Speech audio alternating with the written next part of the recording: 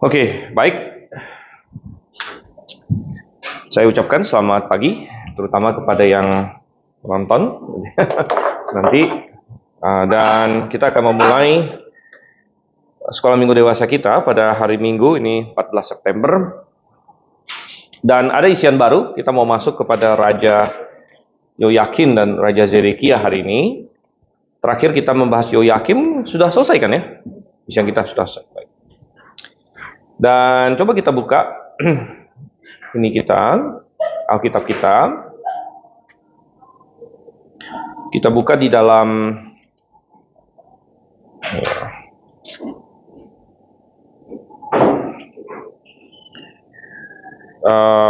Dua Tawarik pasal 36. Coba kita lihat di sini. Dan kalau Anda belum dapat isian, Anda bisa ambil di belakang. Tapi kita buka 2 Tawarik pasal 36. Dan kita akan lihat ayat 9 sampai dengan ayatnya yang ke-21 di sini. Oke, kalau sudah dapat, saya akan bacakan. Yoyakin berumur 18 tahun pada waktu menjadi raja, dan selama 3 bulan 10 hari ia memerintah di Yerusalem, ia melakukan yang jahat di mata Tuhan. Pada pergantian tahun, Raja Nebukadnezar menyuruh orang membawa dia ke Babel, beserta perlengkapan-perlengkapan yang berharga dari rumah Tuhan. Lalu Zedekia, saudara ayah Yoyakin, diangkatnya menjadi raja atas Yehuda dan Yerusalem. Zedekia berumur 21 tahun pada waktu menjadi raja, dan selama 11 tahun ia memerintah di Yerusalem. Ia melakukan yang jahat di mata Tuhan Allahnya dan tidak merendahkan diri di hadapan Nabi Yeremia yang datang membawa pesan Tuhan. Lagi pula ia memberontak terhadap Raja Nebukadnezar yang telah menyuruhnya bersumpah demi Allah. Ia menegarkan tengkuknya, mengeraskan hatinya dan tidak berbalik kepada Tuhan Allah Israel. Juga semua pemimpin di antara para imam dan rakyat berulang kali berlaku tidak setia dengan mengikuti segala perbuatan yang menjijikkan dari bangsa-bangsa lain. Mereka menajiskan rumah Tuhan yang telah dikuduskannya di Yerusalem. Namun Tuhan, Allah nenek moyang mereka, berulang kali mengirim pesan melalui utusan-utusannya, karena ia mengasihani umatnya dan tempat kediamannya. Tetapi mereka mengolok-olok para utusan Allah itu, menghina segala firman-Nya, dan mengejek nabi-nabinya. Oleh sebab itu, murka Tuhan bangkit terhadap umatnya, sehingga tidak ada lagi pemulihan. Tuhan menggerakkan raja orang Kasdim melawan mereka. Raja itu membunuh taruna-taruna mereka dengan pedang dalam rumah kudus mereka, dan tidak mengasihani taruna atau gadis, orang tua atau orang berambut putih, semuanya diserahkan Tuhan ke dalam tangannya. Seluruh perlengkapan rumah Allah, baik yang besar maupun kecil, serta harta benda dari rumah Tuhan, harta benda raja dan para pembesarnya, semua dibawanya ke Babel. Mereka membakar rumah Allah, merobohkan tembok Yerusalem, dan membumi hanguskan semua puri di sana, sehingga musnahlah segala perlengkapan yang berharga. Mereka yang masih tersisa dan yang luput dari pedang diangkutnya ke Babel, dan mereka menjadi budaknya dan budak anak-anaknya sampai kerajaan Persia berkuasa. Dengan demikian, genaplah firman Tuhan yang diucapkan Yeremia sampai tanah itu tuntas menjalani tahun-tahun sabatnya. Tanah itu dibiarkan tandus selama tahun-tahun sabat itu, hingga genaplah 70 tahun. Oke, mari kita bersatu dalam doa. Silakan Pak Ronald pimpin. Mari kita bersatu dalam doa. Bapa kami di surga, terima kasih Tuhan sudah mengantarkan kami di kelas ini. Kami mohon hikmat daripada Tuhan, memberkati juga Pak Stephen yang akan mengajari kami. Kami mohon kiranya Tuhan menyertai program ini dari awal hingga akhirnya. Hanya di dalam nama Tuhan Yesus Kristus kami berdoa dan ucap syukur. Amin. Amin. Oke, baik ya. Coba kita lihat isian kita. Pertama kita lihat latar belakang dulu.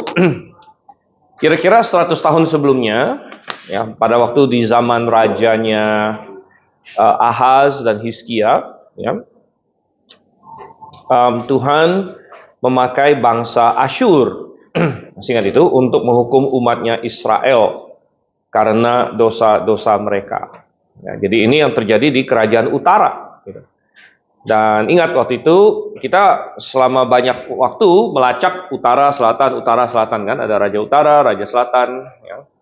Nah ini terjadi karena dosanya Salomo, sehingga di zaman anaknya Rehabeam kerajaan itu pecah dua. Nah yang utara itu menyimpangnya jauh lebih cepat daripada selatan.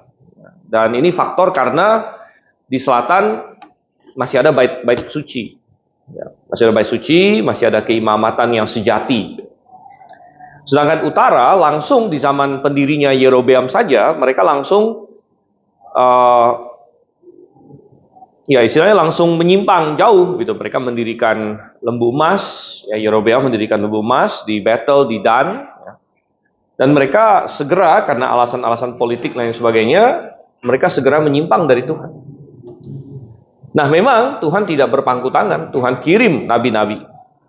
Dan bahkan nabi-nabi yang mungkin bagi kita manusia paling hebat gitu ya. Sebenarnya di hadapan Tuhan sih bukan hebat gimana, tapi manusia biasa kan lebih terpukau kalau nabi itu bikin mukjizat gitu ya.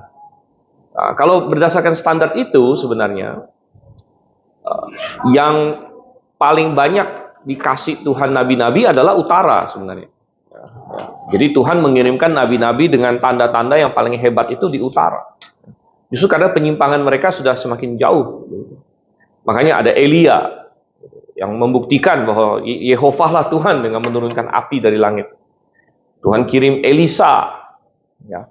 Nabi Yunus juga dari utara dengan tanda Yunus dan lain sebagainya. Ya. Nah di selatan ada nabi-nabi juga, ya. Tapi kebanyakan nabi di selatan kita tidak membaca mereka ada tanda yang gimana, begitu. Kenapa? Karena di selatan ada cara lain Tuhan bekerja, yaitu bait sucinya. Ya. Bait sucinya ada kitab Taurat, jadi rakyat selatan itu bisa baca firman Tuhan. Gitu, ya. Sedangkan rakyat utara, ya, Yerobeam dan kemudian konco-konconya dan semua dinasti setelahnya kan mencoba supaya orang utara itu nggak pergi ke selatan. Nah, jadi bagaimana cara Tuhan menjangkau mereka? Ya, Tuhan kirimkan nabi-nabi dengan berbagai tanda itu. Nah, tapi mereka tidak mendengar ya. Akhirnya Asyur Tuhan pakai, mereka dibuang. Nah, ini dalam isian kita, orang-orang kerajaan utara dibuang ke berbagai daerah Asyur. Nah, ternyata kerajaan selatan tidak mencamkan baik-baik pelajaran ini, dan malah semakin lama semakin menjauh dari Tuhan. Walaupun beberapa raja baik menyerukan pertobatan. Jadi tentu salah satu yang membuatnya sangat parah adalah 55 tahunnya Manasye, ya, itu sangat-sangat merusak di situ, ya. Ya, tapi secara umum mereka tidak belajar. Ya, seharusnya mereka belajar bahwa yang utara ini udah kena hukum oleh Tuhan. Ya. Jadi kita harus seperti apa? Kita harus hidup seperti apa? Ya. Dan di kitab-kitab seperti Yehezkiel, ya, Tuhan malah bandingkan dalam suatu apa ya, suatu pasal ya. Mungkin kalau yang sudah pernah baca Alkitab satu kali seluruhnya pasti ingat ya, ada satu pasal di Yehezkiel mana Tuhan membandingkan Israel dan Yehuda itu dengan dua wanita pelacur, ya, yang disebut Oholiba dengan Oholibama, ya.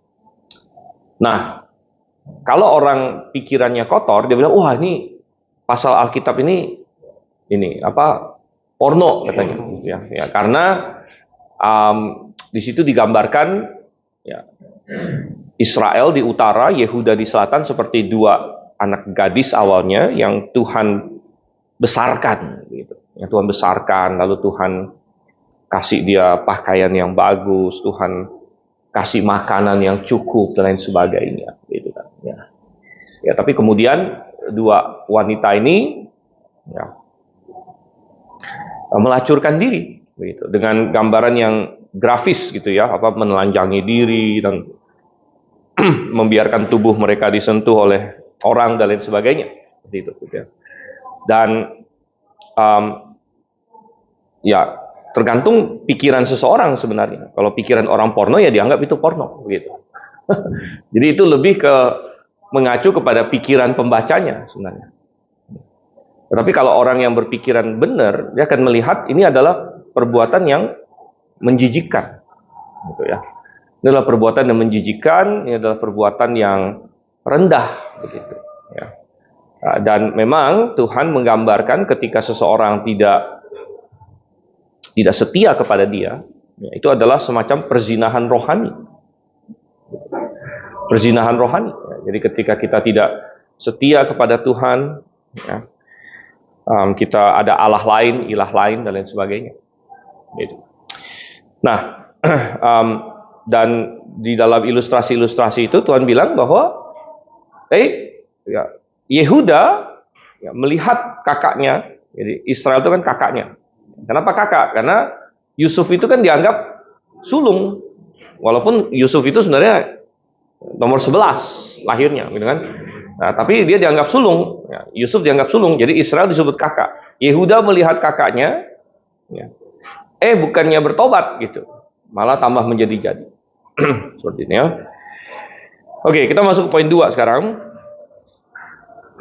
Di poin nomor 2, di penghujung abad ke-7 sebelum Masehi, terjadi pergeseran kekuatan dunia dari Asyur ke Babel. Ini yang sudah kita bahas ya. Jadi ingat bahwa sejarah itu di tangan Tuhan. Jadi bangkitnya bangsa, runtuhnya bangsa, ya. Tuhan kasih lihat itu ada di dalam tangan Tuhan. Ya. Nah, bukan berarti manusia nggak ada tanggung jawab. Ya, Tuhan sering menentukan hal-hal itu berdasarkan tindakan manusia. Ya, tapi itu di tangan Tuhan intinya. Tapi Tuhan memperhitungkan, Tuhan lihat manusia-manusianya. Dan setelah Tuhan lihat manusia-manusianya, Tuhan memutuskan. Ini yang aku mau lakukan. Dan sejarah ada di tangan Tuhan. Nah, kalau kita lihat dari makro, kita tarik ke mikro. Mikro itu apa? Ya kita ini. Ya, individu-individu, pribadi-pribadi. Nah, sebenarnya hidup kita ini juga di tangan Tuhan. Benar. Sama seperti naik dan runtuhnya bangsa, itu di tangan Tuhan. Sebenarnya untuk kita pribadi juga, hidup kita ini, ya, naik turunnya segala macam ini, ada di tangan Tuhan juga sebenarnya. Begitu ya. Ada di tangan Tuhan juga. Ya. Nah, sekali lagi, bukan berarti lalu kita tidak punya tanggung jawab. Sebaliknya, kita penuh dengan tanggung jawab. Karena ketika Tuhan menentukan naik turunnya bangsa, kenapa bangsa ini Tuhan hancurkan? Kenapa bangsa ini Tuhan bangkitkan? Kenapa Tuhan mengizinkan ini dan itu segala macam? Nah, Tuhan memperhitungkan tindakan-tindakan manusia. Ya, Tuhan melihat respon kita dan lain sebagainya. Dan oleh karena itu, ya kita belajar di sini. Ya. Nah, Asyur turun, ya, Babel bangkit. Ini semua sudah di dalam Tuhan kasih lihat kepada Daniel. Tuhan kasih lihat ya, wah ada kerajaan ini, habis itu kerajaan ini, habis itu kerajaan ini. Jadi jauh ke depan, ya, ratusan tahun, ribuan tahun Tuhan sudah punya rencana di situ. Nah, ini dikukuhkan oleh kalahnya Firaun. Siapa masih ingat? Neko ya, ini sudah kita bahas. Firaun Neko dan tentara Asyur di pertempuran Karkemis ya, dekat sungai Efrat. Ini bahkan disebut di dalam Alkitab. Dan ini adalah salah satu hal yang kita bilang, Alkitab itu saya sudah sering katakan ya, Alkitab itu beda dengan semua kitab-kitab lain yang mengklaim diri firman Tuhan gitu. Ya, Alkitab tidak bicara soal perang apa itu mereka bilang yang legenda-legenda apa gitu. Ya, macam-macam apa. Yes, Sampok, tapi ini maksudnya kayak Dewa Wisnu lawan apalah apa segala macam yang ya, Alkitab bukan seperti itu gitu. Ya, Alkitab bukan suatu dongeng ya, lalu menyebutkan tempat-tempat yang nggak ada di peta begitu kan. Alkitab itu real sekali, dan dibandingkan dengan hampir semua kitab yang lain yang mengklaim diri kitab suci ya, Alkitab penuh dengan nama orang, penuh dengan nama tempat ya. Anda buka hampir semua kitab dalam Alkitab itu ada nama-nama tempat yang spesifik disebut gitu, ya. Nama kota-kotanya disebut semua ya. Nama tokoh-tokohnya disebut semua ya. Ya, jadi ini kitab sejarah gitu. Ini sesuatu yang terjadi gitu. Dan memang ada banyak yang kita tidak bisa konfirmasi, artinya ya kita harus terima apa kata Alkitab.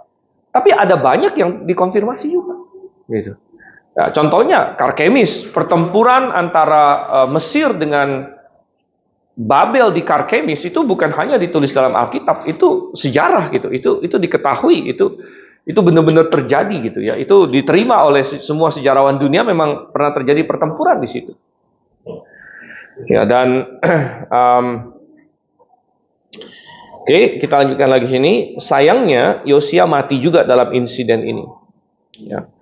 Dan kedua anaknya Yoahas dan Yoyakim yang sudah kita bahas tidak mengikuti iman ayah mereka. Yoyakim bahkan terbukti sangat jahat, dan karena pemberontakannya akhirnya ditangkap oleh Nebukadnezar. Ya.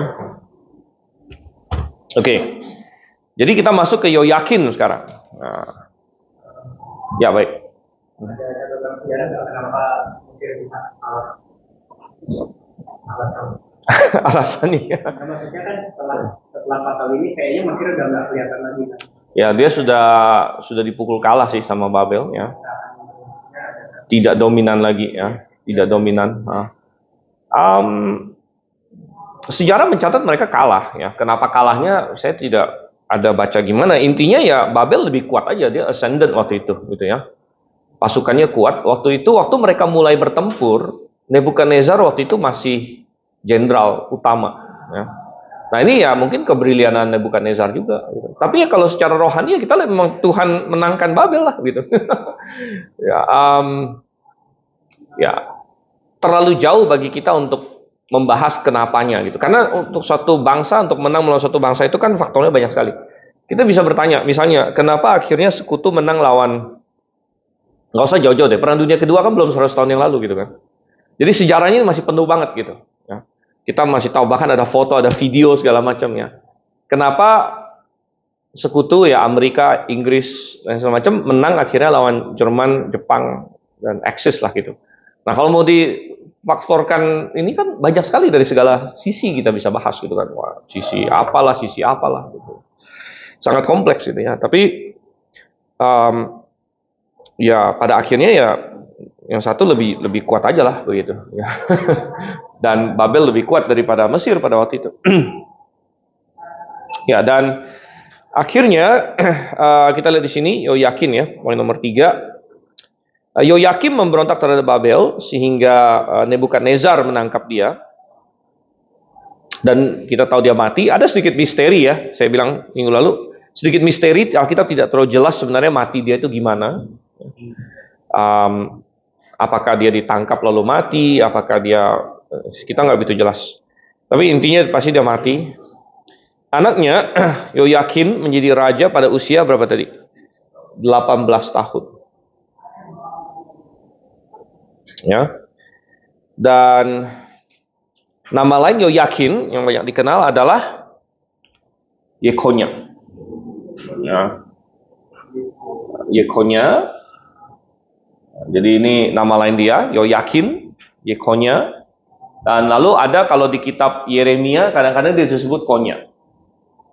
Ya. Konya, ya nama kecil dia. Jadi Yoyakin, ya. Yekonya atau Konya saja. Ya. Ini nama-nama dia. Oke. Dan poin nomor 4. Yoyakin sendiri hanya bertahan ternyata sangat pendek ya. 3 bulan katanya berapa? 3 bulan 10 hari. 3 bulan 10 hari berarti 100 hari ya. Biasa kalau presiden kan biasa nih kan 100 hari pertama gitu. Ada apa gitu. Sumur jagung bener ya. 3 bulan 10 hari. Ya. Dan Raja Babel rupanya tidak suka dengan Yoyakin. Tidak suka dengan Yoyakin.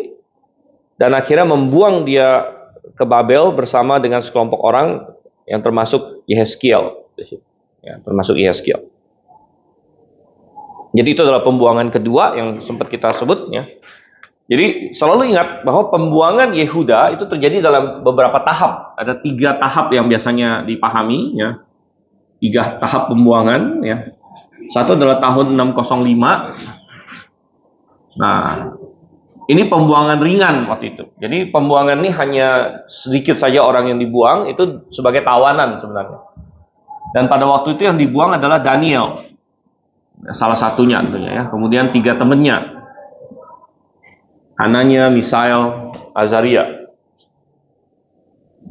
Nah, banyak orang sering kenal 3 teman Daniel itu dengan nama Babel mereka. Sadak, Mesak, dan Abednego. Memang lebih terkenal 3 nama itu ya. Tapi saya lebih suka pakai nama Ibrani mereka. Gitu ya. Karena Abednego itu berarti hambanya Nego. Itu salah satu dewa Babel. Sedangkan nama Abednego itu mesti Azaria. Azaria itu adalah Yehova penolong. Ya, jadi kalau kita bahas kitab Daniel itu adalah usaha Babel untuk menghilangkan identitas mereka, ya, kasih nama yang baru dan sebagainya. Oke, lalu tahun 597 ini adalah ketika pembuangan kedua, ini yang berhubungan dengan Yoyakim dan Yoyakin, ya, Yoyakim dan Yoyakin. Jadi ini Yehezkiel dibuang oleh nabinya. Ya, Nabi Yehezkiel dibuang. Oke. Kemudian nanti kita akan lihat ya, ada yang 586 kira-kira gitu ya. Ini ketika Yerusalem dihancurkan, lalu dibuang lagi, termasuk Yeremia. Tapi Yeremia nggak jadi dibuang, karena Yeremia minta tinggal, kira diizinkan tinggal. Oke. Coba kita lihat lagi poin nomor 5 kita. Walaupun waktu baginya pendek, tapi Alkitab mencatat bahwa dia melakukan yang jahat di mata Tuhan. Dia melakukan yang jahat di mata Tuhan. Ya. Jadi menarik ya. Kalau 3 bulan 10 hari tadi kita bilang 100 hari, ya 100 hari. Kita bilang presiden aja sering 100 hari pertama ngapain dia gitu kan? Presiden kita udah lebih ya, udah berapa? Udah setahun belum juga? Ya 9 bulan ya. 100 tahun, 100 hari ini ya. Tapi jahat. Nah saya ingat saya ada khotbah di Surabaya kemarin ya, karena penginjil Aris kan memang masih sangat muda ya, 37 tahun ya, meninggalkan kita ya. Tapi saya menekankan bahwa hidup seseorang itu nanti di hadapan Tuhan bukan masalah panjang atau pendeknya. Ya. Karena banyak kali kita tidak bisa menentukan panjang pendek umur kita. Gitu ya. Ya, banyak kali itu di luar kendali kita. Ya. Tetapi hidup seseorang bukan masalah berapa tahunnya, tapi apa yang dia perbuat dengan tahun-tahun yang Tuhan berikan kepada dia. Ya. Jadi kita semua tidak tahu berapa tahun Tuhan berikan sama kita. Jadi kita bisa bilang, oke, sebanyak apa tahun Tuhan berikan pada saya, itu akan saya pakai. Ya. Yoyakin, waktu dia jadi raja, dia nggak tahu berapa lama dia bakal jadi raja.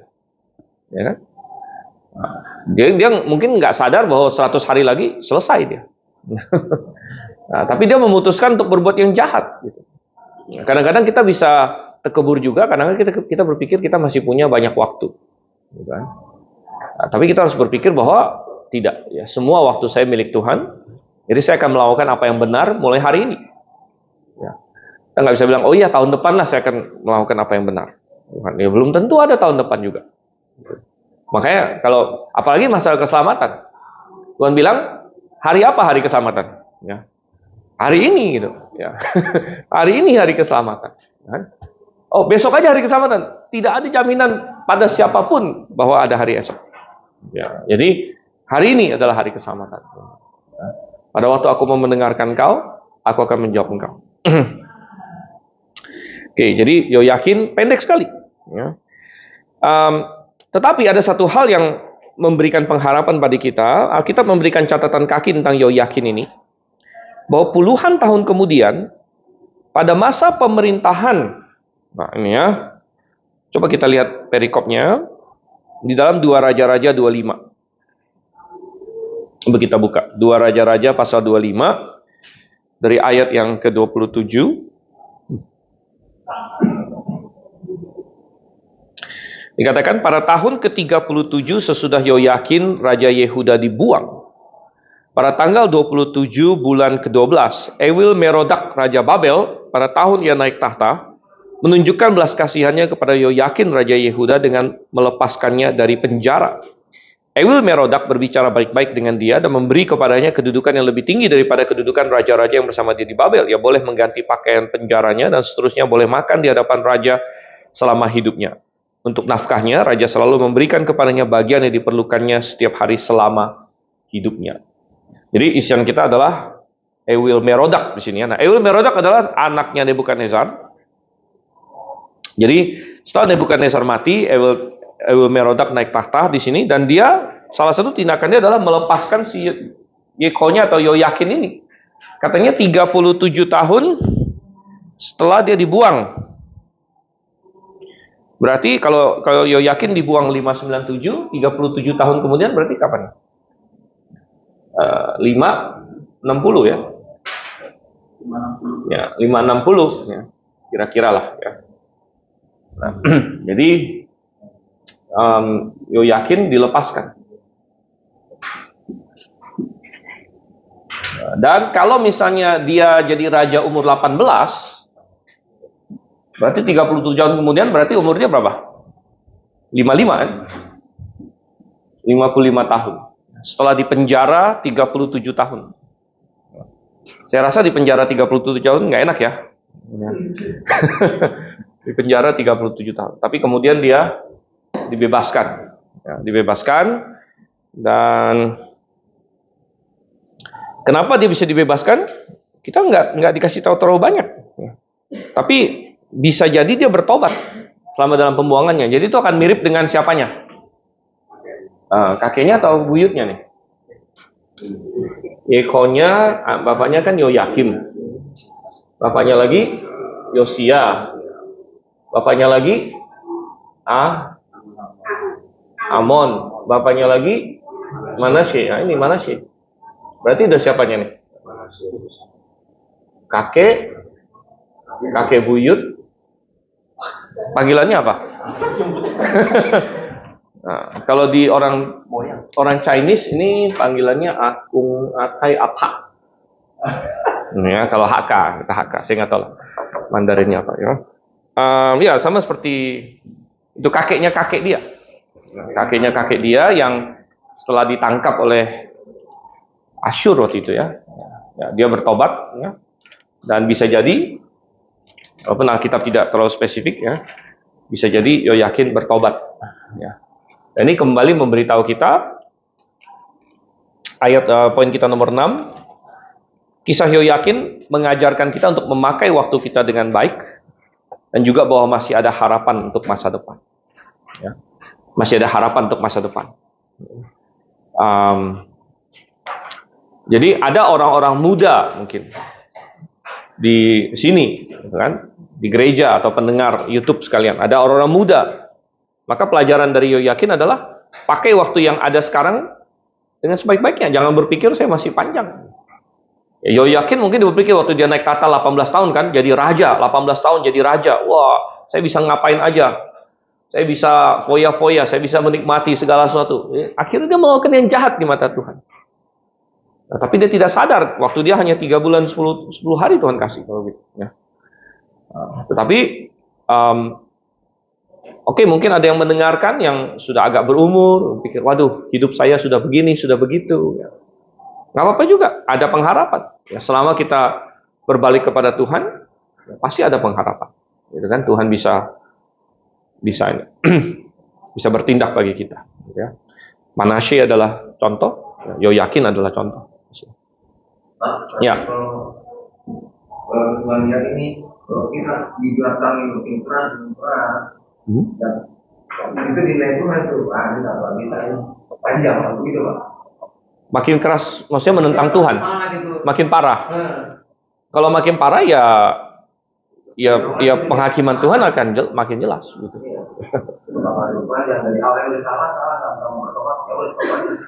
Ya itu kedaulatan Tuhan. Ada orang yang Tuhan tahu dia sampai kapanpun nggak akan bertobat, ya Tuhan langsung hukum dari awal juga bisa. Ya. Kita nggak tahu, artinya gini, tiap-tiap orang itu Tuhan punya rencana bagi dia. Dan ada orang yang jahat sekali Tuhan tetap izinkan, ya sebenarnya untuk kemuliaan nama Tuhan gitu. Seperti Firaun contohnya. Firaun kan kita tahu sampai ujung dia nggak bertobat. Kenapa Tuhan nggak matikan dia dari ini tulah pertama? Dari tulah pertama aja Tuhan matiin gitu. Gampang kok gitu. Tapi enggak, Tuhan bilang enggak. Aku mau supaya kamu memuliakan nama aku. Jadi sebenarnya kan ada ini. Tuhan membangkitkan Firaun untuk kemuliaan nama Tuhan. Jadi, tapi itu tidak berarti Firaun harus memberontak lawan Tuhan terus. Kalau Firaun bertobat, itu memuliakan Tuhan enggak? Memuliakan Tuhan ya. Raja yang besar gitu kan, bertobat, ikut Tuhan, ya memuliakan Tuhan. Firaun tidak mau bertobat, memuliakan Tuhan juga nggak? Memuliakan dengan cara dia kena hukum terus, gitu. Ya, dia kena hukum terus, ya. Akhirnya tulahnya bertambah-tambah, Israel keluar dengan hebat dengan suatu kisah yang luar biasa, memuliakan Tuhan juga. Jadi Tuhan bilang, kamu akan memuliakan aku, gitu. Cuman caranya gimana? Terserah kamu lah, gitu kan. Kalau kamu mau bertobat, ya udah memuliakan Tuhan dengan cara dia bertobat. Dia nggak mau bertobat, memuliakan Tuhan juga dengan cara kamu kena hukuman. Gitu. Ya, jadi bodohlah orang yang berpikir dia bisa melawan Tuhan sebenarnya. Gitu. Dia bisa melawan Tuhan. Banyak orang berpikir seperti itu. Oke, kita lihat di sini sekarang. Kita masuk ke Zedekia. Ya. Zedekia di sini. Oke, nah Zedekia juga adalah anaknya siapa? Ya, anak Yosia. Jadi anak Yosia ini banyak banget yang jadi raja, begitu ya. Anak Yosia ini yang jadi raja itu kan pertama sih ini Yoahas, masih ingat nggak? Yoahas sempat jadi raja sebentar. Terus Yoyakim. Terus Yekonya anak Yoyakim. Tapi setelah Yekonya mati umur 18 tahun, rupanya dia belum punya penerus yang bisa jadi naik tahta. Ya, akhirnya yang jadi raja selanjutnya adalah ini ya, Zedekia. Ya, Zedekia. Ya, jadi ini semuanya anak Yosia nih. Semua anak Yosia. Zedekia juga adalah anak Yosia, yaitu yang paling muda. Dan dia adalah raja terakhir Yehuda. Nah, kita mencatat dia adalah raja yang buruk. Ya. Walaupun dia tidak sejahat Yoyakim. Ya. Dia raja yang buruk. Nah, pembelajaran akan kesalahan Zedekia dengan Yoyakim di sini, ini menjadi pelajaran ada dua jenis kesalahan yang berbeda tapi sama-sama salah. Gitu. Ya. Kalau Yoyakim, dia itu benar-benar anti Tuhan, anti atau sangat melawan Tuhan, sangat melawan. Kita masih ingat yang ketika ada firman Tuhan dibacakan pada dia, apa yang dia lakukan?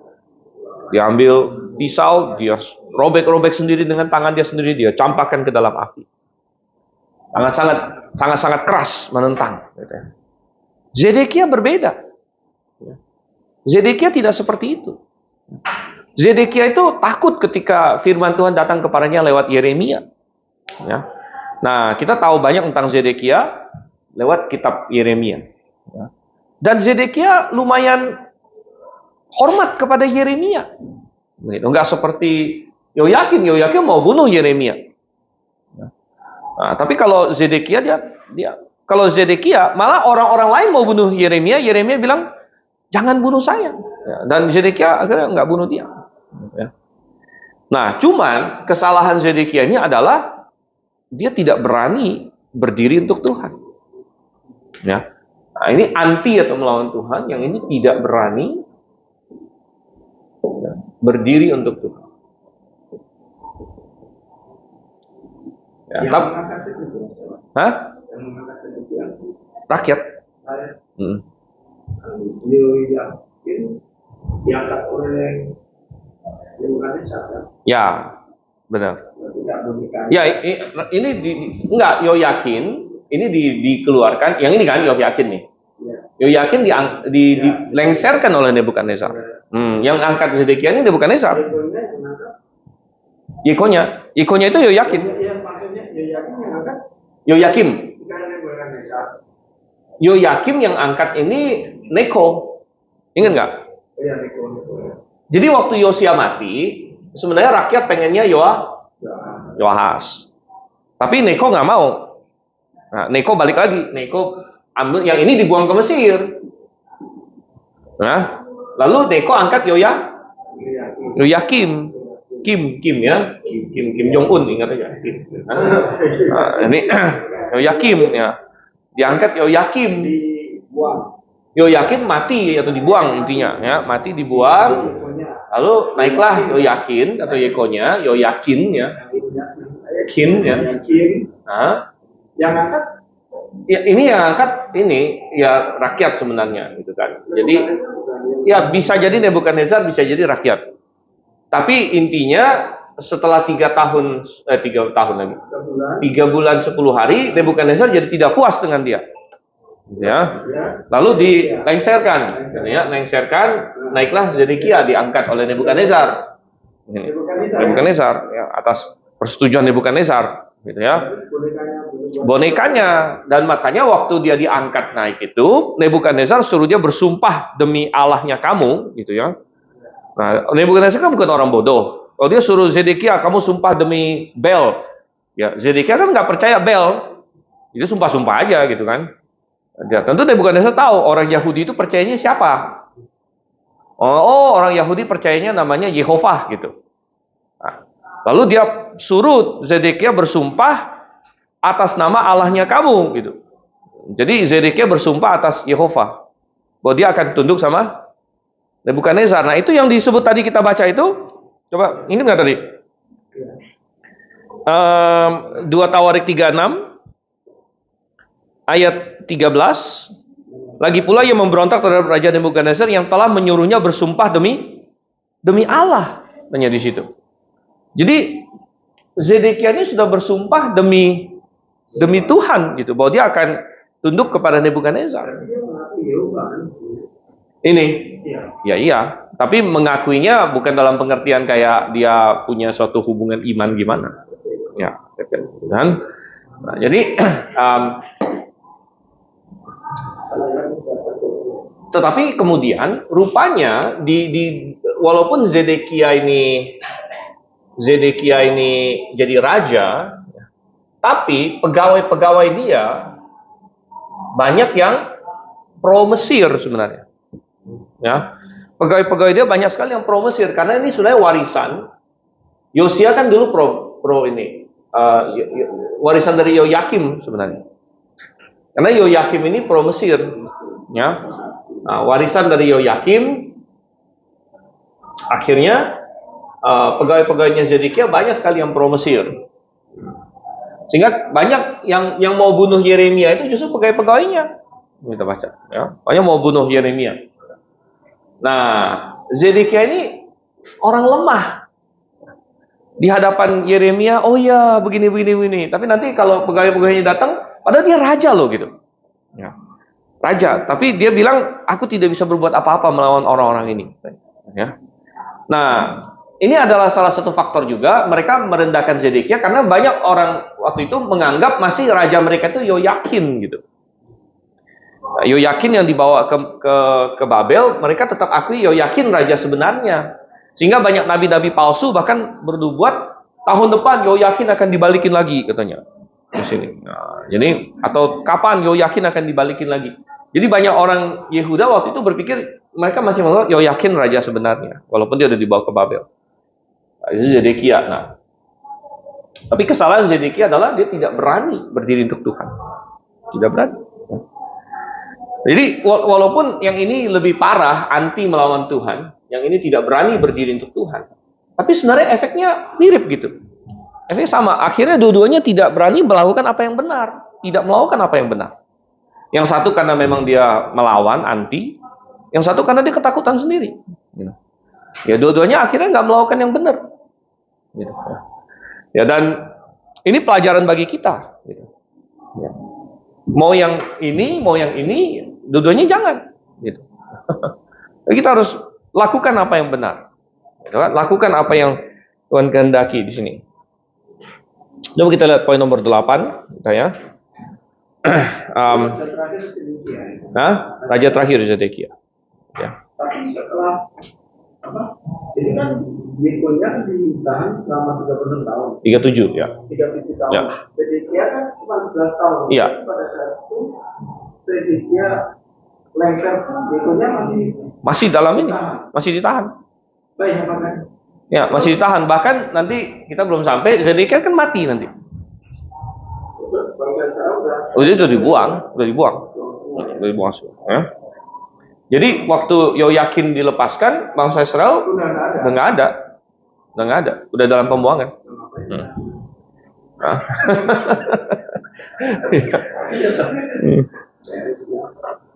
Oke, kayak kita stop sampai sini ya. Nanti kita melanjutkan lagi di minggu depan ya.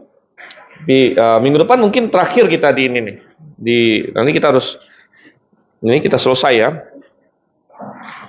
Selesai dengan sejarah raja-raja. Ini raja terakhir, jadi kita akan masuk pada sesuatu yang baru nanti. Oke, kita mau doa dulu. Saudara Reinhard memimpin dalam doa. Mari kita berdoa. Bapa di surga, kami mengucap syukur untuk kesempatan dan waktu di pagi hari ini. Kami boleh mempelajari tentang Raja Yoyakin dan juga Raja Zedekia.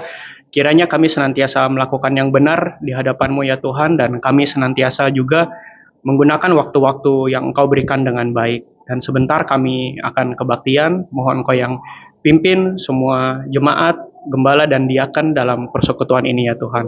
Terima kasih ya Bapa, kami berdoa di dalam nama Tuhan Yesus Kristus. Amin. Amin. Oke, baik. Pak Steven, aku tuh mau nanya, kapan itu